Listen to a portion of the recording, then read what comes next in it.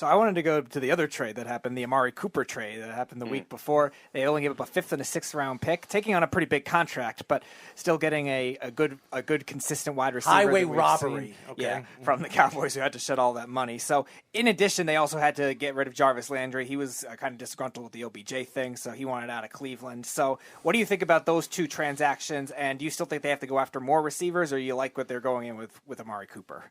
No, they definitely need another receiver. The way I think it lays out right now, Amari will be your one. There's a younger player, Donovan Peoples-Jones, will be in his 3rd year. Late round draft pick out of Michigan, but he's a big-bodied kid. I was really impressed with the growth that he had this year. So there's your two. Really, that's about it, right? So to talk about Amari Cooper, yeah, I think that was obviously a salary cap shed moment or, transaction there. But that's what Andrew Berry does. We picked up John Johnson, a really good safety from the Rams last offseason. The only reason that he was available and on the market because the Rams couldn't pay him. So the Browns at one point were in a very good salary cap situation. Cooper ate up a good chunk of that. They are going to restructure that, kind of spread it out. But, they released J.C. Treader, who was a center here for 5 years to save salary cap. They released Austin Hooper, who took some shots on the way out as he joined Tennessee. And then the Jarvis Landry move, right? And, with Jarvis, people are wondering if he'd come back. There's reports that he was going to go to Atlanta if Deshaun Watson did. I don't want to say I'm reporting this or anything, but I've had some people tell me that Jarvis is in communication with the Browns, and talking to them about maybe a number to come back. He was owed $15 million on the deal that he had. Everybody probably knew that wasn't going to happen. They released him. They sent out a very nice statement about it. He certainly is a beloved player in town and in the locker room. So, give him a phone call and say, hey, things have changed maybe a little bit. Would you be willing to come back on an X number deal? And we'll see how it goes. And but yeah, I mean, if Jarvis did come back, I'd feel fine with that room of Cooper, Donovan Peoples-Jones, and Jarvis. But if they don't get him back, they definitely need to make a move. People are all over Will Fuller. The connection with Deshaun Watson. I don't know if I see that. The guy can't stay healthy. He can't stay on the field. So I don't really want to buy into that. And then the draft. The Browns still do have their 2nd round pick, which is 44.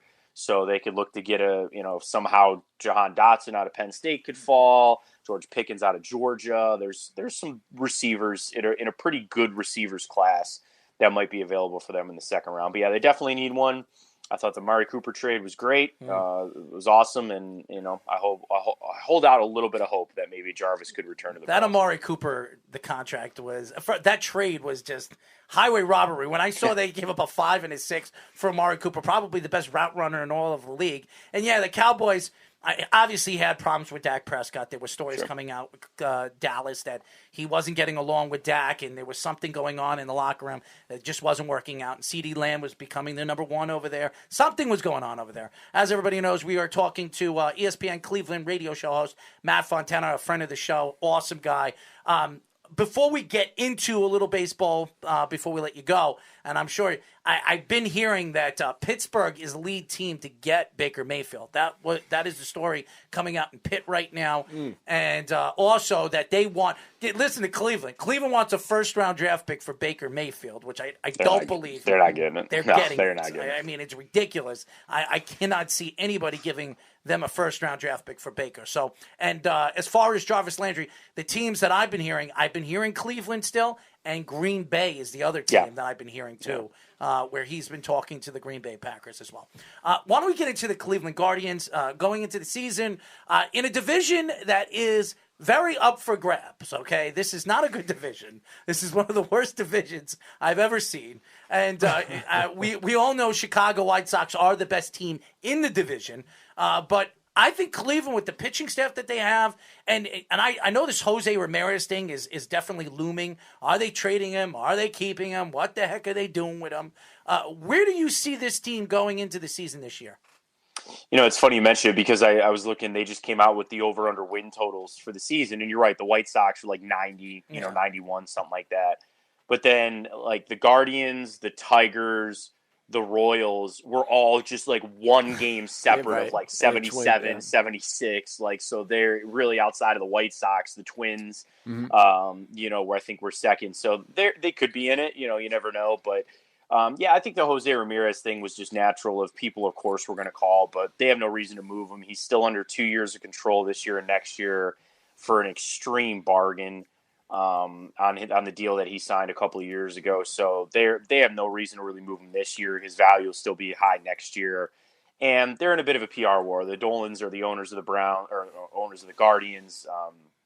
Cousins of the New York Dolans, and I wish they had as much money as the New York Dolans, but they don't. And we'll give you some so he doesn't recklessly spend it. Yeah, but at least at least you got it to spend. Like, they can trade for Julius Julius Randle. The Guardians have no money, and they smartly spend it, but they have none. They don't have much to spend. So I kind of wish I'd like to see what they have when they have a lot of money that they could recklessly spend. They can sign Julius Randle. yeah, right. Yeah, I mean, at least they're signed, because a lot of people are even upset they haven't signed. They really didn't sign anybody. A couple backup catchers this offseason, and they were in on Jock Peterson. That didn't happen, but you're right. The pitching staff is the name of the game. Yeah. Shane Bieber was hurt most of last year. Aaron Savali was banged up. They missed Zach Plesac. They're 1 through 3. Those would be their 3 top starters right there, and those guys would be 1, 2, and 3 on a lot of baseball teams. Mm-hmm. They're very, very good.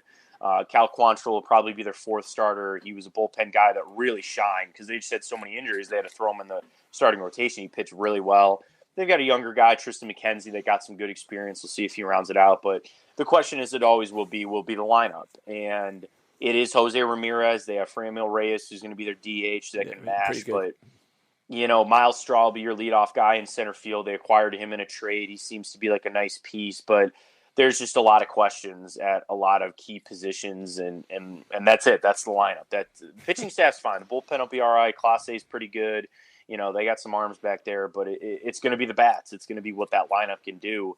And knowing that, in a baseball season, you're probably going to miss one of your starters for a good chunk of time. It's just how baseball goes. So you're going to need somebody else to fill in. But could be the last year for Terry Francona. He took off the last month plus last year because of health-related things. Sounds like he's in a better spot. The Guardians, they always push off the rebuild. They never really fully rebuild. They just kind of add a piece here, add a piece there. But I do think this is a rebuilding team.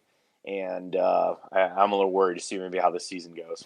Now, Matt, looking at, number one, is it hard in today's politically correct society to call them the Guardians after they've been Indians all these years? Every show. Every show. And last year you saw the Braves at the middle of the year, I thought, made some really key moves. One of them was getting a guy who had over 100 RBIs for the Indians in 2019.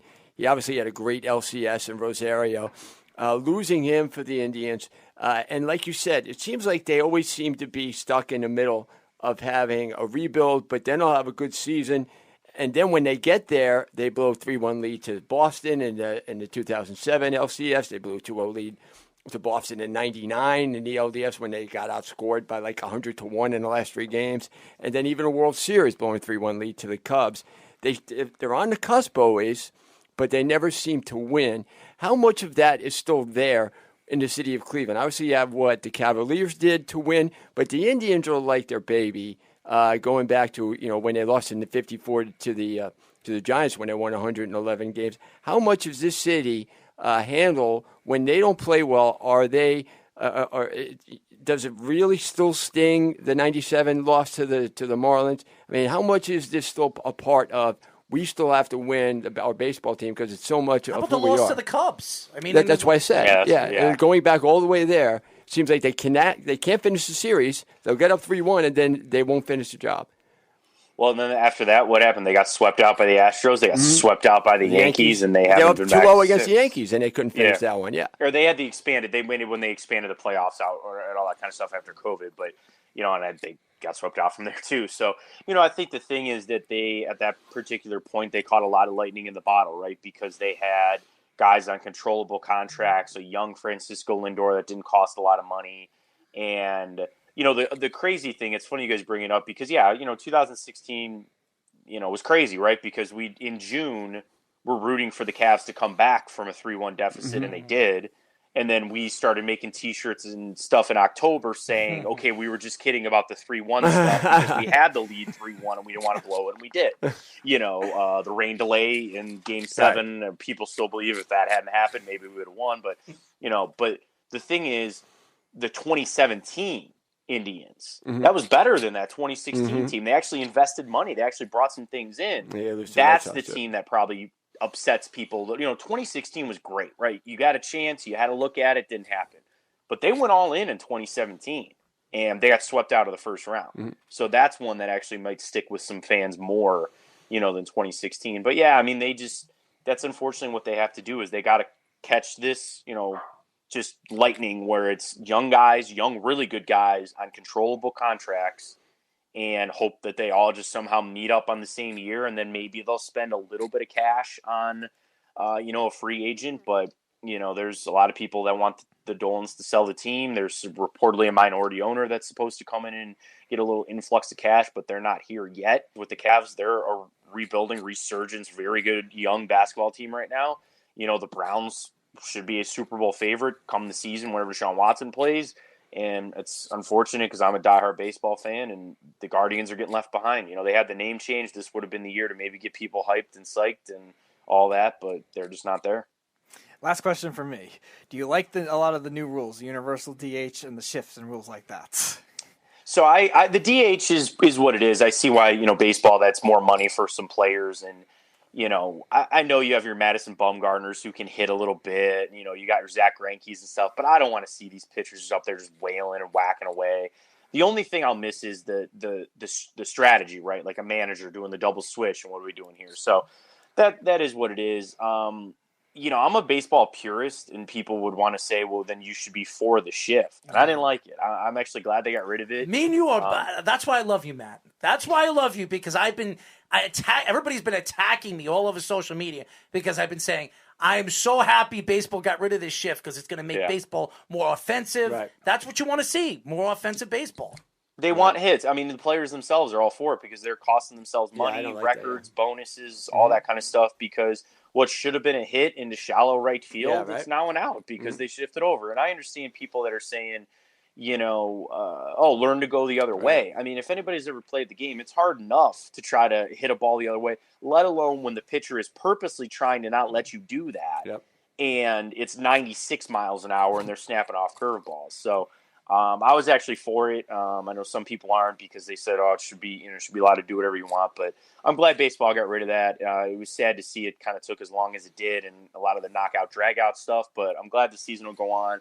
I like the universal DH. I actually like a lot of the rules that they made. The only thing I wish they would have done, which would have helped the Guardians, they didn't, was some sort of salary cap and floor, and force them to spend money. But they didn't do that. So I guess I got to take some good, not all good. As everybody knows, we are talking to ESPN Cleveland radio show host Matt Fontana. Matt, thank you for joining us. Thank you for I know Speedy reached out to you at the last minute. Mm-hmm. We're really happy that you joined us because you're awesome.